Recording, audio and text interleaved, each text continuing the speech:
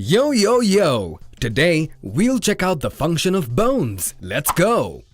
A first super important point is formation of blood cells. Bone marrow is found in the hollow spaces of many bones. There are two types of these. The yellow bone marrow contains fat. That's why it's called fatty marrow. Blood cells are formed in the red bone marrow. And we'll take a closer look at that now.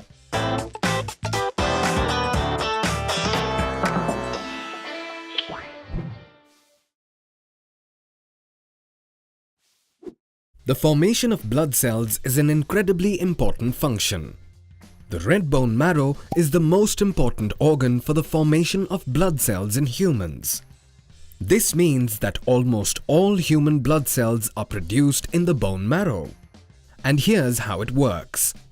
A single stem cell is the origin of all blood cells. The so-called blood stem cell or hematopoietic stem cell. These blood stem cells can then develop into all other types of blood cells. Red blood cells, for example, also called erythrocytes, or blood platelets called thrombocytes, or white blood cells called leukocytes. Since all types of blood cells can form from stem cells, they're also called multipotent. The process of blood cells forming from stem cells is called hematopoiesis. Once a stem cell has formed, it is released into the blood by the bone marrow. Well, that's about all I have to say about that. Another important function of the bones is the storage of calcium and other substances.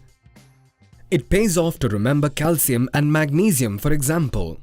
For calcium, the situation is as follows. Bones contain about 99% of the calcium in our body. If you consume too little calcium, it is taken out from the bone.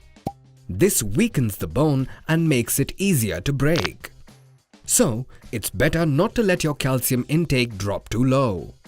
And before you get scared now, here's a little fun fact. Strength training improves bone density. Last important thing, power transmission. Yep, that's right. Our bones are responsible for the transmission of power. They are the starting point of our muscles. Without bones, there would be no precise movement, and we would only be a twitching heap of skin, muscles, and other organs. Now that we're done, just remember this. Blood cell formation, hematopoiesis in the red bone marrow. A blood cell forms from a blood stem cell and is released into the blood.